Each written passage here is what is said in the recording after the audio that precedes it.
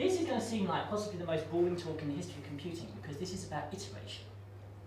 Nothing more than that. There's lots of other stuff in there, but it's all dressed up in terms of iteration because Go is sort of a really simple language and it's got this for construct. And you can probably do most of the things you do in the world with just a for construct and if statements and things like that. And I really wanted a talk that was really lightweight to give at the end of conferences, because people kept scheduling me for 9 o'clock in the morning with deep technical talks, and I'm not a morning person, so I thought if I do light fluff, they'll put me in on the afternoon. It turns out it's true. So always hack the conference process. So we're going to start off with conditional loops, and I'm going to teach you most of Go during the course of this talk, with real examples of code. It's not really 114 slides. It claims it is, but really it's 9 code samples with highlighting and stuff. The highlighting session might be what to talk about because I often forget. Extra punters. So that's a good boost. That's a 40% increase in punters, 60%. I like that. Okay, this is a simple Go program. It's got some structural similarities to a dumb, stupid Java program. It's the only point at which Go looks like Java, because Go is not object-oriented in any way that people who like classes would recognise. But Go is object-oriented in its own compositional manner. So, we've got the usual, right, which one of these is the, yes, you're the right one. So we've got the usual crap with package main. This tells us that this is a big actual compiled program. And when I say big it is, because it's going to be about 1.5 meg that when it's compiled, because it's a statically bound language. So static compilation, static binding, single file to stick on the server and fail. No other crap to worry about. No dependencies at one time. I love it. We've got an import statement that's going to pull in something from a different namespace. I should probably click through some of these because, so, and it's going to do a very simple thing. This is just going to give us a printout of some numbers in a sequence. So it's going to look like that, 2, 4, 6, 8. So main format. Down here you can see we can actually, when we import a package, we can then use things from it. This prevents us having namespace clashes. We can change the name of the package that's been imported, and I show an example, sort of an example of that later, so that actually it doesn't have to be called format in your code. You can have it called something that makes more sense to you where you are. But it's sort of a really dull sort of, whoops, that one in the back? No, that's the back, isn't it? Yes. So as you can see, it looks a lot like C code because it's a better C, is what Python would put it. We can get rid of the need to put the format altogether by just importing that namespace into the current namespace. About 80% of the code I write actually do that, because it's very rare to have namespace collisions if you know what you're doing, which if you're designing your software, you should know what you're doing. We've got a function main. It doesn't take any arguments and it doesn't return any values. What Python considers the single biggest mistake in the design of C was allowing it to return values from main. And I can sort of understand where it's coming from. Even though we have to make variable declarations, Go does everything possible to cut down on the amount of crap we might have to type to do it. It has type inference as well. So this declaration here actually knows that this is a slice of int. It creates the variable of a slice of int, which I'll explain later. And as a result, we don't need to put this variable is going to be of a certain type. It will just pick up the type for us. It's a stupid little thing from a spec perspective, but in practice, masses of boilerplate code you write in C and C++ just go. All of that stupid having to declare things all over the place is just gone. It's lovely.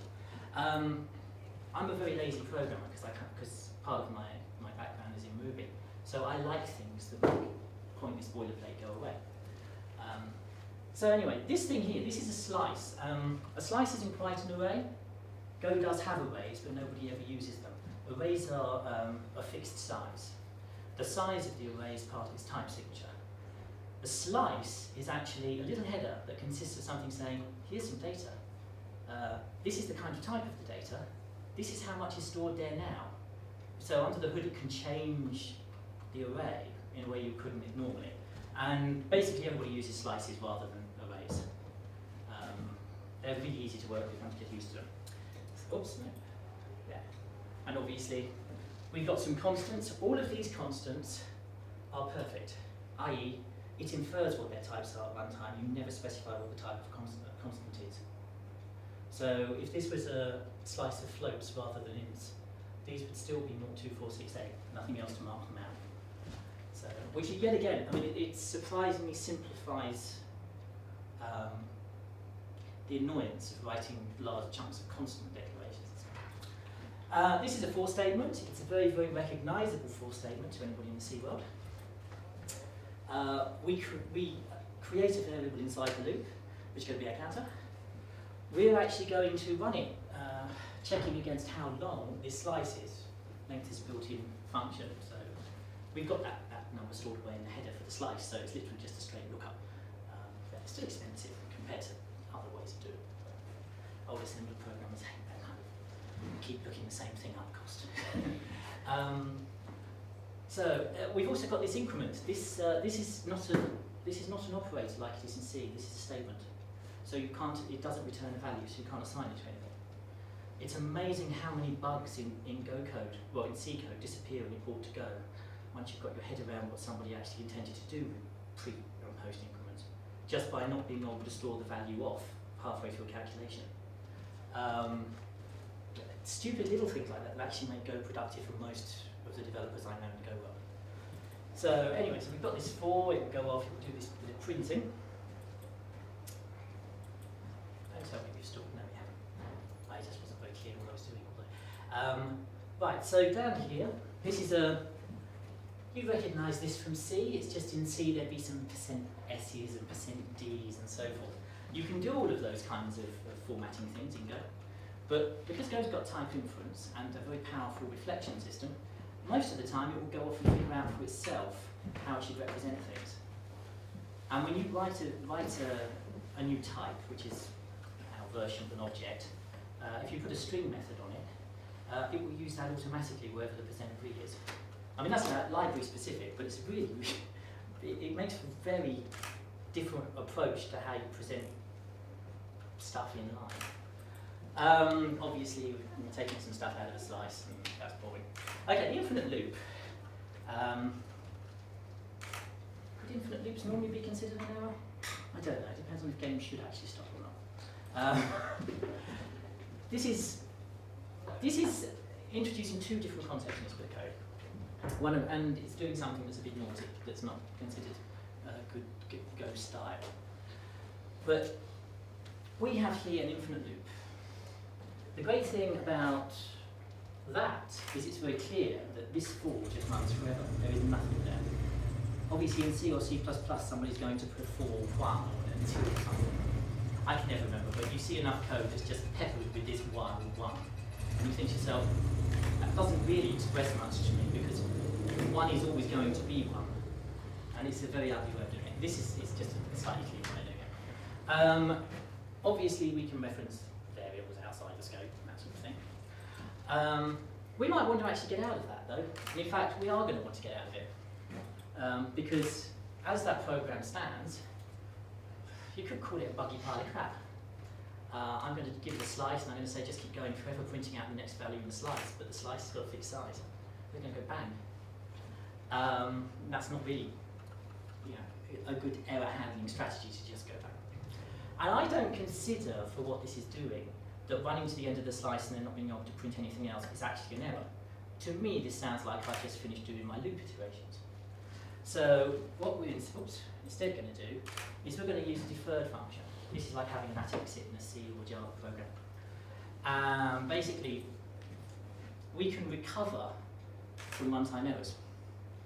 Now, normally, we'd actually use recover somewhere and we take the value from it and we check it against various things and do kinds of error handling. But for our purpose, I'm just using this as a short circuit to get out of a for loop. This is a disgusting old trick from before people even had line numbers in programming languages. And but it happens to be very quick. If that was a 10,000 element slice, that's just half the cost of slice iteration. I know that because I benchmark things. And the great thing about this function that deferred takes is this is actually a closure. So it's actually bound to the state of this. I'm not doing anything with that here, but I think further on there's an example where I demonstrate just how much fun you can have doing that. So this will go off and run, and go bang, which is equivalent. Oh, what are we doing there? Right. This is always the fun thing, where we bugged out our thing. I mean, recover is built in as well? Recover's built in, yeah. So it goes with another useful function, panic, which you give a single parameter to. Oh yes, I know why that's there, because that's also an infinite loop, because there's no condition. So just keep going counting up. It's not really infinite, because it's going to infer that that's an integer and it's going to go all integer rollover, which isn't an error and go, so actually it's infinite. Yeah. Whereas this, of course, will go bang when it gets past the length of the slice and it will still do the recover. Right. A lot of people in other programming languages have things like built-in iterators and list comprehensions and all kinds of other ways of chopping up things. So in Go we have the range. And this is basically just a variation on for, where we range through something. Range works with basically three built-in types. Slices, actually four, because it does do it with arrays, yeah. So slices, arrays, channels, and maps, hash maps. So we'll see examples of all of them later on. Okay, but it's trivially dull. I really don't like this example at all because it's boring, but it basically will just fill in a counter and the values it goes through. Or if it's a hash map, the key of the value. There we are. Oops. In that example, previous example, we never increment I. Does it happen automatically? Happens automatically. Okay. And it will only give up as many values as there are. The most useful place for using ranges is actually with channels, because you've got stuff coming in and eventually the channel will close. And this will automatically stop iterating when the channel closes. Key value assignment range. Yeah. So the downside of it is there's no way to steal that and use it with your own types, which is really very annoying. Why is it a function like that? What is it? Is there something about the syntax I don't understand? No. That is actually a keyword. It's doing something under the hood rather than a function call. If it were a function call, it will somehow override all that. It's so much more convenient. But a lot of Go's design philosophy is to solve the 80% with the 20%. So it's, yeah. I spent most of my time working on trying to figure out how to solve the 20% that's left out. And then you find you've got the 80% of the code you've got to think about, which is can be quite complicated. I've done a lot of work with iterators over the last 4 years, and it's been kind of boring. So functions. Yeah. So we've still got the same basic program, only this time what we're actually going to do is defer off the printing to a function rather than doing it directly. And function signatures are slightly different to the way that they are in C, in that parameters for function signatures and declarations are the wrong way around. That's another thing that the Go team considers to be one of the great. In fact, this is what Ken Thompson considers to have been the great mistake in the design of C. That parameter and the declaration and type are the way around they are. He thinks it makes more sense this way around. I can't say I really have an opinion one way or the other. The one place where this does actually make it slightly more elegant is we have variadic parameters as a natural part of the Go syntax. And actually it makes more sense when you read those, so that's one case where it does. But we just got a function. It's going to take a slice of integers. This is still very boring code. We haven't got to the cool stuff at all yet. So in it comes, it's that slice of integers up there. We do some stuff. Now, I mentioned variadic parameters. This function is basically exactly the same, only now it will just take it, you can call it this way instead, by actually just giving it a whole bunch of values you want to go through. So you can treat it as if it is, the function call itself can be treated as if it is a slice, even though it isn't. And that can be used to write some very elegant looking code compared to the equivalent by sticking stuff into slices and caring about all of that. And you can automatically unpack slices into individual items to pass into functions as well. So we basically got an equivalent of a Ruby splat operator or Python's equivalent. There must be a Python equivalent. So Python's one of those languages I've never been able to learn. It's just every time I see those double underscores around method names, I just think to myself, no, this is the work of Satan. Goodbye. Yeah, I know, but it's too reminiscent of looking through old binaries and seeing things that are compiled up with underscore and other, and thinking, I wonder how that relates to what's actually been compiled. So, prejudice in languages is a very strange thing that develops very early in programming. And you can find yourself 3 decades later trying to ditch your prejudice because you really like a technology, and you just can't. It's too late. I mean, it's too baked in. So we're going to pass these in. Oops, I'm going to do that. So let's go back one. That one. So that's functions. That's pretty much everything there is to know about using functions as functions, the way you would use functions in C. Obviously, you can have return parameters. I think there's an example later on where I do that, because you can have multiple return parameters. A lot of Go code actually tries not to think too much about type. So type assertion is quite a useful thing to have.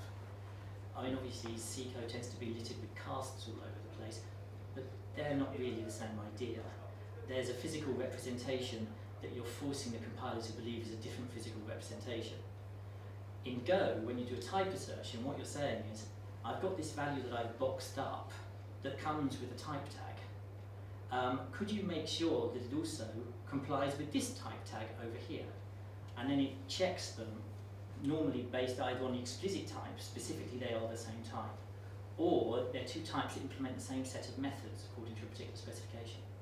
So it's very, very different in practice, although it can look almost identical in code. So, what have we got here? Oh yes. We've got this thing. Now, a lot of Go's more generalised programming relies on a concept called an interface. So an interface is nothing more than, effectively under the hood, a structure that keeps a set of method signatures. And good practice is to have like 1 or 2, but every time I try to write a really decent iterator library, I have like 20 or 30, and it's because there's certain things, the two problems don't quite mesh. But this thing here, this is what's called the blank interface. Oops. That one. This here matches absolutely everything in the language, because this says anything that has at least no methods. And we'll get onto methods in a while, but all you need to know at this point is a barefaced integer has no methods. It's just a primitive type. So this is effectively our equivalent of object in Java. And so if I'm taking that as a parameter and I want to do anything useful with it, at some point I'm going to have to turn it into something. Now a lot of times I might be able to avoid that because the code I'm working with might itself just take a naked interface and figure stuff out for itself. But in this case, I want to turn it into a slice of integers. Oops, back one. If this fails, this assertion, then the program will just stop. It will halt, it will panic, it will scream blue murder, and it will give you a lovely stack dump, and then you can figure out where that happened. So most of the time you don't actually see it done this way, but it's thoroughly reasonable to put something in line here that says, by the way, panic if it doesn't work, and otherwise go and range over it. It's perfectly valid code. We might instead want to be a little kinder to the person who's using our function and say, well, if it does comply with the interface we're interested in, or is the type we're interested in, let's do something. And if not, well, in this case, it doesn't really matter if we can't actually print out all the elements of something that doesn't have any elements, does it? So we can instead say, all right, have a go at doing that assertion. If it's okay, go off and do something. So, and this is actually the more common form in Go code. So you offer, yeah. Sorry, so that's like duck typing, is that right? Yes. This is statically compiled duck typing. Because I mean the thing is, it is statically compiled. It's a dynamic type system but it's a statically bounded dynamic type system. It's only dynamic with regards to the types that actually exist at compile time. So somebody can't somehow shove an extra, I wish they could for some purposes, but you can't just shove a type in that doesn't exist and then do an assertion on it and get something out of it. But on the other hand, if you've got an interface and somebody else's code compiles against it and matches that interface, they never have to say it matches it, they just have to implement the methods in it. Then it's fully duck types. Their type can go through your functions without you having to know a thing about it. So it's actually really very useful in practice. Oops. So, interface, if, I covered that a lot quicker there, didn't I? Then obviously we can range over it because we know that that's a slice or something that's, often we might have several different types that we can use in a certain place that all make equal sense. How I tend to use this most is when I write generic functions, I often allow them to take a function as a parameter that can apply to something else, and it's quite nice being able to have optimized versions for certain function parameter sets, which is kind of, doesn't make any sense, does it, in English? In code it's like 2 of these in a row. So this is what we call a type switch. Basically, this is never going to chuck a panic, because if it doesn't actually match any of these types, you can put a default case if you want that will panic, but otherwise it will just fall off the bottom and say, sorry, didn't find anything, didn't do anything. And this is probably the most abused feature of the language by most people, because this will get you most of your duck typing goodness in a manner where you don't have to care about errors. And yet again, in this case, we just say, well, if it's in the case that it's a slice of integers, just go off and do the thing and it'll work. I must admit, when I first wrote this slide deck, it was actually for an audience who were a lot less technical, which is one of the reasons why it belabours some of the points. We've got a Go user group in London. I think we've managed to do about 6-7 meetups in 2 years, which, given how popular Go is as a dev language, is probably quite a high rate. But some of the people who turn up, they're like taking their first step out of web programming, and somebody said, we need massive concurrency, and then somebody else said, you should learn Go, it's all over Google. And somebody turns up who has no idea about how to use a low-level language, and it's like, okay, let's go slow. Closures. One of the really cool things about Go compared to C is it's got closures, first-class functions. It's brilliant. I mean, you can just chuck functions around how you feel like, compose functions, or whatever. I love it. Which obviously in the C world, instead you do by chucking function pointers around and doing horrible things with casts. So Go ends up with a very different kind of programming style, even though it's a low-level language like C, and it's got a smaller spec. It ends up with a more computer sciencey sort of on steroids sort of approach to things. So here we're going to have some abuse with a closure. We'll take this slowly because I don't remember writing this, but I know I did. So yeah, again we've got a slice of integers. We've got a function that can do something based upon a parameter that involves that slice of integers. So obviously we want to use this in a concurrent environment. This is not thread safe by any shape. So stretch the imagination. But obviously we can chuck that function into there as a parameter, because this is exactly the same code we already had, and the blank interface will take anything. So we can chuck a closure in there. And in this case, of course, we're interested in playing with the closure, so we say, well, if we've got that closure, then wouldn't it be kind of nice if we iterated over it? Now, obviously, we can't range over a function because a function isn't part of the range portion of the language. So we have to do manual counting and stuff. But we can go through. Yeah. So obviously the first int is a parameter. Is the second what it returns? Yeah, the second one, this is it returning just a single int. That's how it looks if you haven't got multiple returns. It looks, if you've got multiple returns, you end up having to have a second bracket with the return parameters inside to disambiguate. So, boom, boom, boom. So anyway, that's done. I mean, the point is, every time you call s with a parameter, we're really returning an appropriate index from there. If we thought about this, could probably have baked this together with the defer and recover code from the previous example, and then when it just couldn't find a match for a value, then it would automatically recover anyway. So we could sort of fake our own range. Channels are where we get to the bit that everybody wants to know about Go for, because the real reason everybody wants to play with Go isn't that anybody wants to build anything useful with it, because nearly every bit of live code out there anybody talks about is some kind of deployment engine for some kind of bunch of containers for some kind of web services, and it's like the world hasn't got enough of them. You know, 2004 was basically let's write a CMS.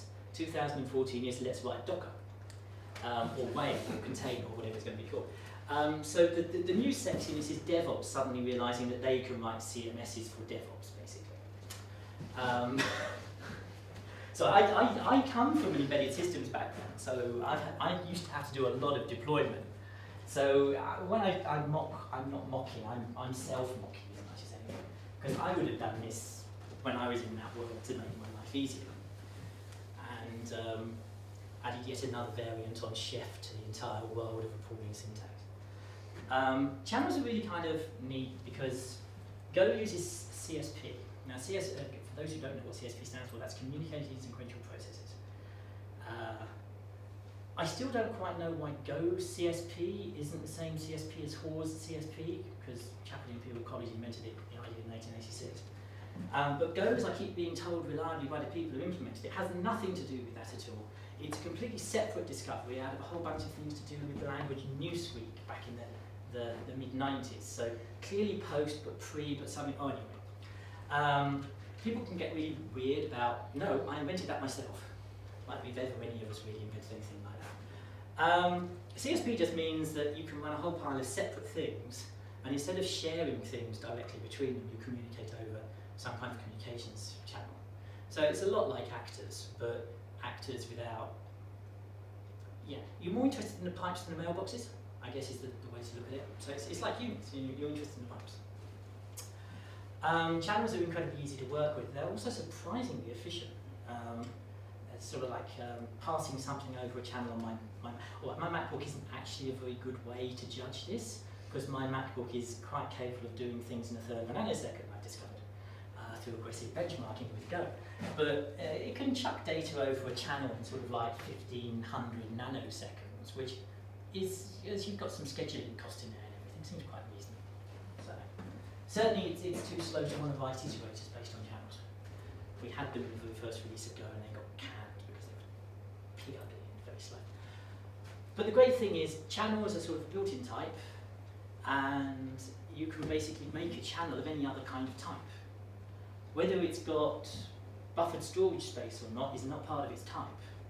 So this bit of code here, I'm creating a channel of integers, and I'm saying you store up to 16 of them, but the 16 is not part of its type, so any code I write doesn't have to care how big they are.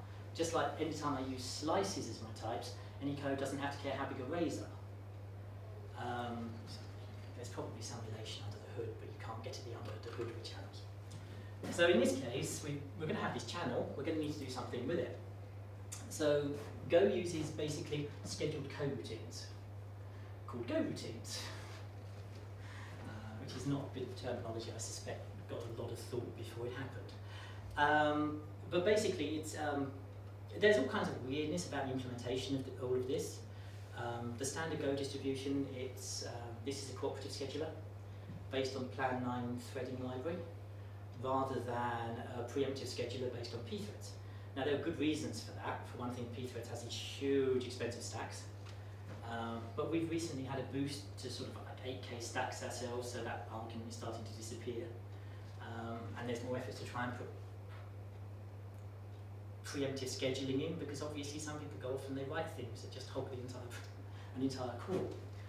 But in principle, they're very lightweight, and they take a closure, which really upsets Erlang people, because our basic primitive for concurrency in Go is a closure, which is sort of, yeah, I mean, it's not thread safe. By definition, it's a closure. You can do horrible things, and I have seen some very strange programs where people have deliberately done this to show how you can get odd interactions. But you do have to go out of your way to do it. You have to actually think it's a good idea to shove some shared state in there. Channels, well, we've got a slice we're going to arrange over here. We're only interested in the values because obviously they're going to come out in right order anyway. And this is how we shove something down a channel.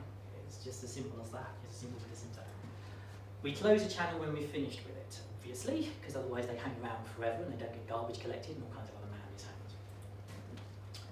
To prim from a channel, we just need to accept a channel of integers. And then we can range over it, and it will automatically, when it's exhausted the channel because the channel is shut, stop trying to print, and it will return the function. So, in this case, we do some counting as well. You'll notice that we've got this is a return parameter that's actually named, which means that we don't have to declare it inside the function at all. And it's all variables in Go automatically instantiated to their zero value. So this I always starts at 0. So we don't have to worry about even initializing it. So it's like returning with nothing after it, it's the same as writing return I. Yes. Yeah. So if I didn't have the I there and I declared it in here, then I would have to put the I. It would be a compilation error if I didn't. So there are all kinds of weird things that are compilation errors in Go that once you're playing with the language a lot, it would never occur to you they wouldn't be. And then you go and play with something else and you think, why isn't this compiling? Yeah, why isn't it giving me an error? Yeah, just to do it for the first time, it looks very strange. Yeah, and I find it actually, when I go back to working with Ruby code, I find it really weird when I go back to working with Ruby, because the whole, there's just such a, it's only a subtly different shape to things with this sort of stuff, but it's sufficiently there that I look at my Ruby code and I think, oh god, that's pig ugly, why do I have to return a particular thing? Why can't I just figure it out for me? Well, it's Ruby, so I mean, that would be insanity. So anyway, so yeah, so there we've got a closure that does some stuff with the channel in a Go routine. So this is separately dealt with by the scheduler. It's a fully concurrent program. That's concurrency. That is concurrency in Go. That's it. That's all there is to it. You can sort of add complexities as you feel like if I'm mixing other stuff in, but yeah, the actual core concurrency in the language is trivial. Go is also a reflective language. Many years ago, when Sun was silly enough to first release Java to the outside world in its horrible, I can't remember if it was alpha or beta states, but it was a language that actually looked so simple but already was destined to bloat. One of the things that I found really appealing about it was that it had a reflection system, which meant I could actually introspect code and make reasonable deductions about what to do with it and write more generalised code. I'd had a few years at university playing with Module 2 and Fortran and all the other usual suspects, and the last thing you can do in those languages is ask them questions about code. They have no way of doing it. Go comes with a very rich reflection system. So here we're going to write something a bit more generic, and then at some point it's going to end up with some reflection doing the work. So this is the program we started. This is the previous programs compiled together. So we're going to do something with a slice, and then we're going to do something with a closure bound on the slice. And that's all coming into interfaces, and it's all, you know. This is the same thing using reflection, where when we write the code, we don't really necessarily know a lot about what we want, but we know that if it is some kind of slice, we'd like to try and do something with it, and if it's some kind of function, we'd like to maybe run it. So we've stepped one degree away from the normal nature of the code. So we're going to import this reflection namespace. Did I have a slide that actually had the? No, I must have axed that. I did have a slide that actually had reflect all the way through to show you which functions are in that, which are mainly value of func slice, because everything else now goes off the type. So you know, a value has a kind method, so you don't have to namespace that. We'll get to user-defined types on the last set of slides, if I remember right. So down here, we can take any value we want in here. Anything, whether it's an int, a function, some strange thing that you've created based on some weird structure, doesn't matter. We can take anything in, and we can ask the simple question, what kind of thing is it? There's about 12 or 13 things that are basic underlying concepts for types in Go. And we can say, oops, not that one. You know, we can say, it's a function. We can say it's a slice. They both have generic ways of interacting with them.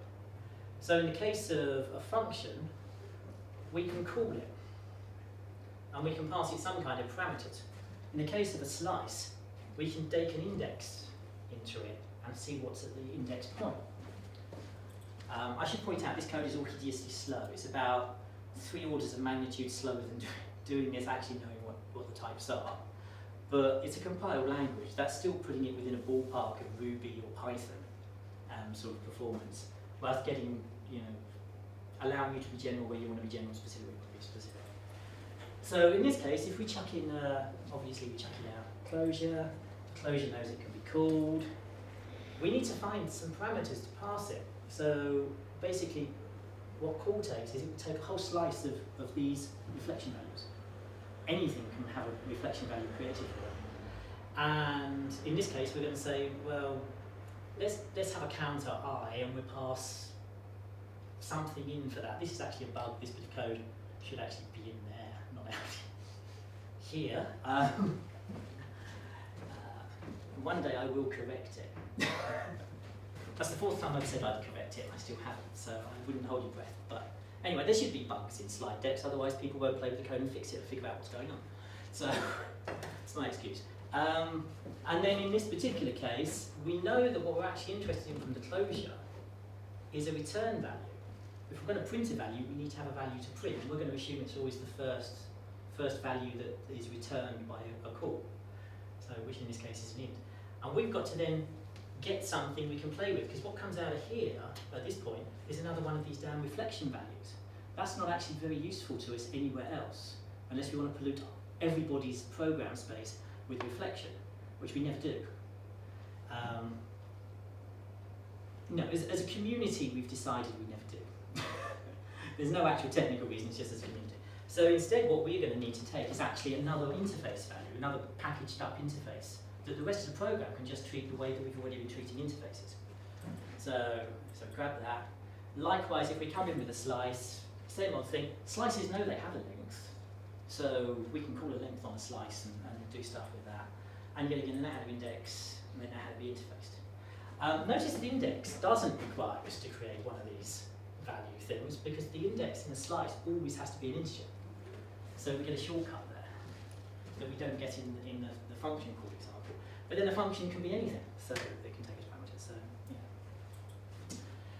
Right, this is the thing that really is the day-to-day bread and butter of Go programming, is defining types. I haven't shown how to define any types at this point. I've shown absolutely everything but, and in fact you can write real-world systems without ever defining a type. It's perfectly reasonable to sit down, pretend you're a C programmer, and never give a damn about the fact that there might be a correlation between a function call and the type that it's calling on. So, but user-defined types are trivial, so we'll go through some. Firstly, I talked about interfaces. This is the bit that's fun. I tried to build everything in terms of interfaces, unless it's performance critical, because then it's friendly for people who want to come along with a different type and play with code I've written.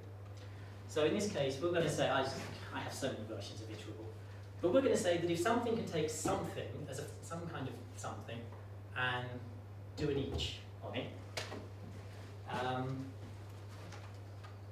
then it's an iterator.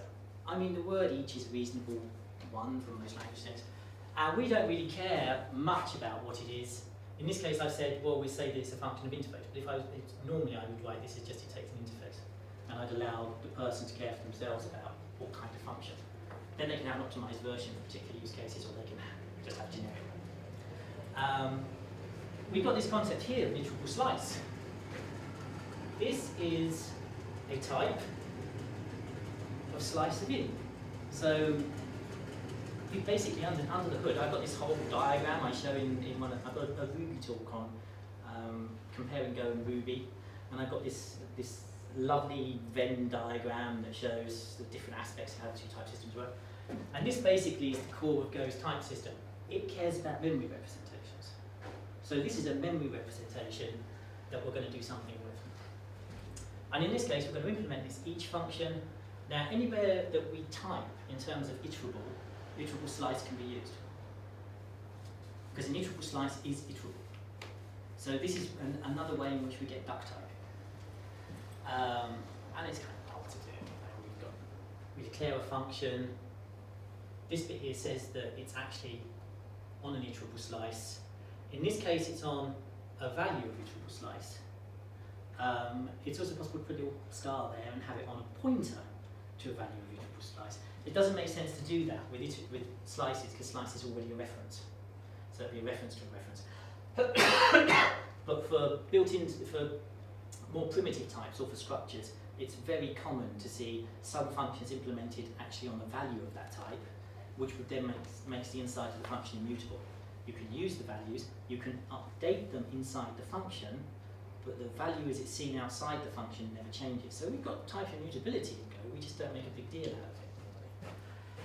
But at the same time, if we do it on a pointer to it, we can monkey around with that, we can replace it and do all kinds of other tricks. And in here, obviously, our program can define an iterable slice and it can go off and it can run each other. This isn't actually using type inference at all, because this type is actually known at this point. But we could, in another place, take just an iterable type as the parameter, and then still have exactly the same code, the identical code. So that's our object system. Our object system is this. We have values that have methods bound on them. They can't be overridden either. You can't, if I define a type in terms of another type, and then I implement a function that's already defined on the first type, the first type, when it's called, will still be running the function it originally had.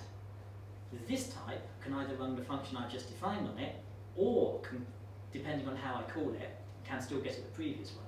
We use type composition rather than inheritance. And I haven't got an example showing that, but it makes for a very different way of programming. Sort of back to front when you first come from conventional OO. But it soon starts to seem a lot more natural because you just shove types together and it all works. You get a whole pile of free functionality when you do it. So, so anyway, down here, it's situated. Right, you now know Go. There's a few things you don't. You don't know init, which allows you to initialize data inside a module. I haven't gone into great depths about methods, obviously. That's not what it's named. So, I mean, there's like 2 other examples I should probably write as extra sections that go after this one that actually do more clever stuff with using different types. But in essence, you know Go. That is the whole of that you need to know to build complicated programs, just like any C programmer would in Go. The OO bits are actually optional on top.